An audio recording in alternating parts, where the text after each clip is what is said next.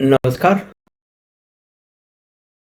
है और बात पची सी में आज हम बात कर लेते हैं कि ये भारत के दुश्मन दुनिया भर में, पाकिस्तान में, कनाडा में, इंग्लैंड में उनको कौन मार डाला जा रहा है।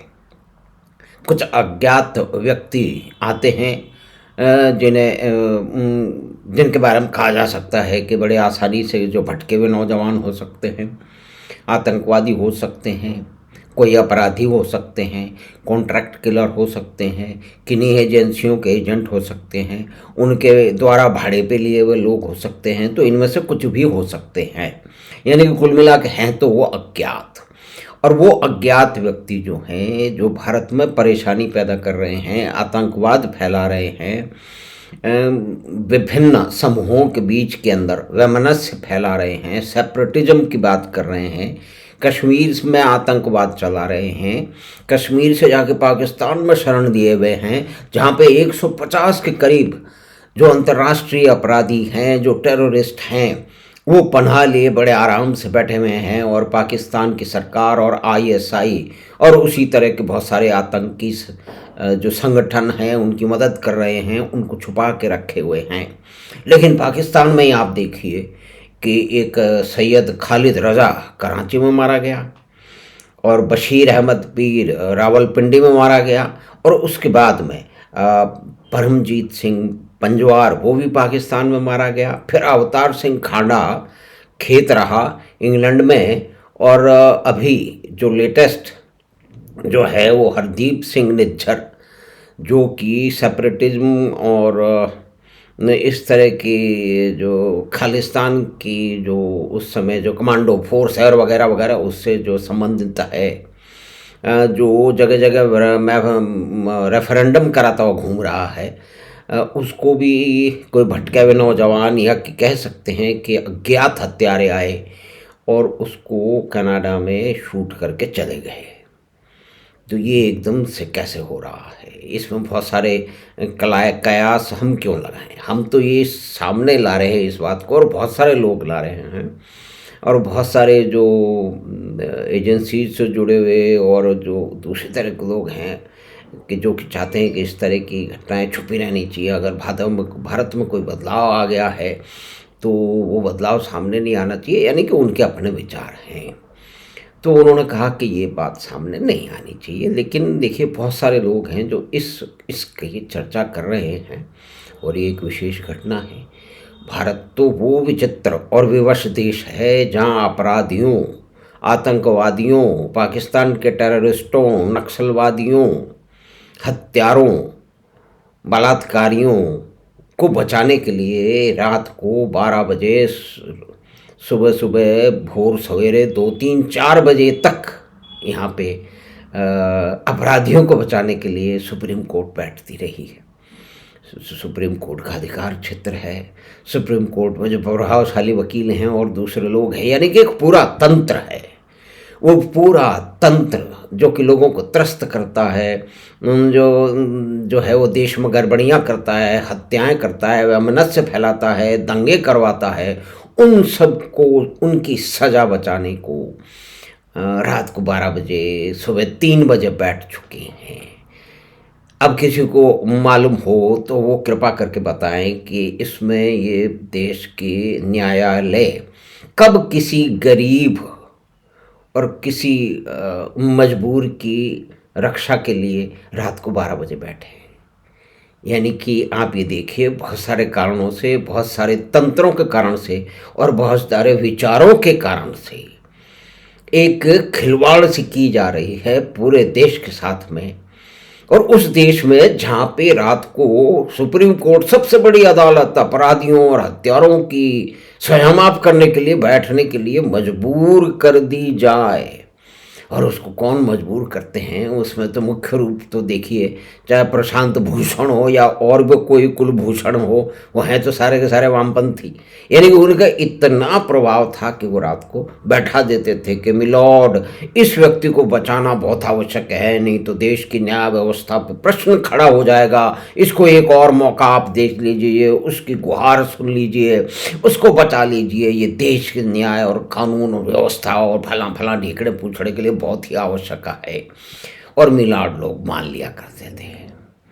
तो उस देश में जहाँ ये परिपाटी हो, अखबारों के पन्ने रंग दिए जाएं कि फला जो है वो अपराधी के खिलाफ, आतंकवादी के खिलाफ, नक्सलवादी के खिलाफ पूरे साक्ष्य नहीं हैं, जो प्रोसेस है वो ठीक से नहीं चला है, उसमें बहुत गड़बड़ियां हैं, इसमें ये पार्टी है, उसमें वो पार्टी है, ये विचारधारा है, ये झोल है, ये कमजोरी है, ये कागज कम है, ये व्यक्ति वहाँ नहीं था, सब कुछ झूठा है।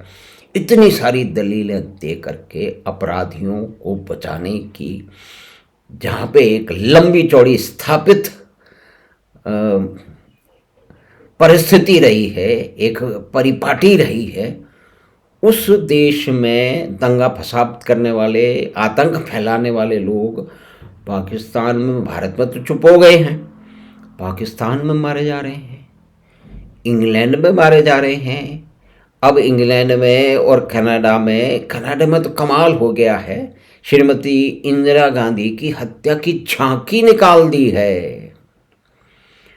और कनाडा की जो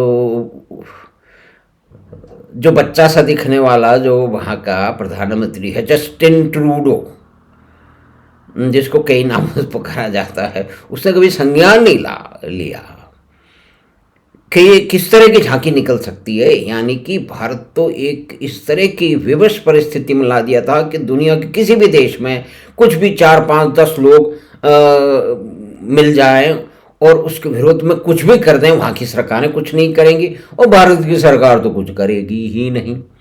अब ये जो क्या कहती हैं, ये निपट रहे हैं, टपक रहे हैं, ये इतने सारे आतंकवादी और हत्यारे और सेपरेटिस्ट, तो इनके टपकने से जो सबसे अधिक कहते हैं कि जो सदमे में पहुंचा है वो तो दाऊद है। दाऊद देखो कब से वहाँ बैठा हुआ है, उसको पाकिस्तान की एजेंसियों में बचा के रखा हुआ है, वो बीमार भी है, वो परेशान भी है। भारत आने की उसने प्रयास किया था, देश के बहुत बड़े वकील के जरिए उसने, ऐसा कहते हैं, बहुत सारी जगह छपा है, सुना है कि उसने भारत में आकर के ये कहा था कि बस मेरे साथ ये ना हो, 3rd डिग्री ना हो, मुझे बम्बई की जेल में नहीं रखा जाए, वगैरह वगैरह, बाकी सब मैं आने को तैयार हूँ। तो भारत के यशस्वी नेताओं ने उसको आने नहीं दिया, क्योंकि वो आता तो वो कुछ बोलता, अगर कुछ बोलता तो वैसे भी भांडा सामने के सामने पूरा फूट जाता, तो उसको आने नहीं दिया गया एक अपराधी को। तो बहुत सारे अपराध छुपे रह गए हमेशा के लिए, लेकिन वो आज परेशान है। तो ये हो कैसे रहा है?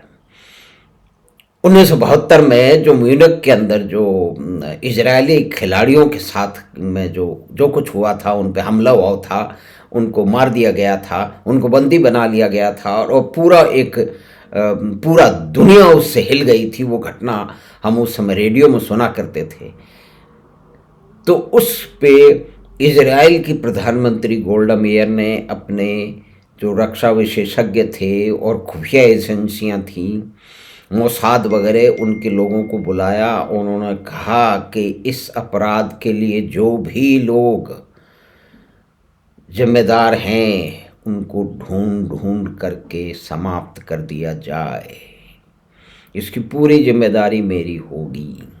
और उसके बाद एक सालों तक एक पूरा का पूरा एक प्रोजेक्ट चला, उसमें ढूंढ ढूंढ करके उन लोगों का जिनका म्यूनिख 1972 के हमले और हत्याएं और उसकी प्लानिंग और उसकी आर्मिंग और उसकी फंडिंग और उसकी पैरवी, उसकी बढ़ोतरी, उसमें जो भी साथ देने वालों को, तो एक एक करके गिन गिन कर वर्षों तक उनको निपटाया गया और किसी को पता नहीं चला। लेकिन लोग अंदाज़ा लगाते रहे कि ये इजराइल ने किया है, और इजराइल के अखबारों में ये भी छपा कि गोल्डमेयर ने ऐसी कोई मीटिंग ली थी, तो 2 और 2 जोड़ के लोगों ने 4 कर लिए। तो ये जो घटनाएं हो रही है इनके बारे में भी कभी 2 और 2 जोड़ के 4 किया जाएगा। लेकिन एक विचित्र और विवश देश एक नए मोड़ पर खड़ा है, ये तो हम कह सकते हैं कि जिस देश में ये परिपाटी हो शायद किसी दूसरे देश में नहीं होगी, कि कुछ अपराधियों को जो कोर्ट के समीप हैं, जो कि न्याय तंत्र में जो जमे बैठे हैं वामपंथी और उनके साथी, उनके कारण इतनी शक्ति मिल जाए कि उनको आखिरी दम तक बचाने का प्रयास किया जाए और ढोंग ये रचा जाए कि ऐसा किया जाए तो देश की न्याय व्यवस्था जो है उसको पर प्रश्न खड़े हो जाएंगे। तो यही तो इस देश में है कि गरीब को तो न्याय मिलता नहीं है, अपराधियों, नक्सलवादियों और टेररिस्टों को, आतंकवादियों के लिए रात को कोर्ट खुलती है। तो अब इस देश के दुश्मन जो कि देश में गड़बड़ी तो कम फैला पा रहे हैं, बाहर फल फूल रहे थे, पाकिस्तान के अंदर उनका खात्मा हो गया। इंग्लैंड में ये जो अवतार सिंह खांडा है, ये भारतीय दूतावास के ऊपर झंडा उतारने की कार्रवाई की थी, और दूसरे को और बहुत सारे लोग हैं जो इसी तरह की कार्रवाइयों में लिप्त हैं। तो ये अब देखते जाए कि एक बदलाव तो है, एक महत्वपूर्ण बदलाव है।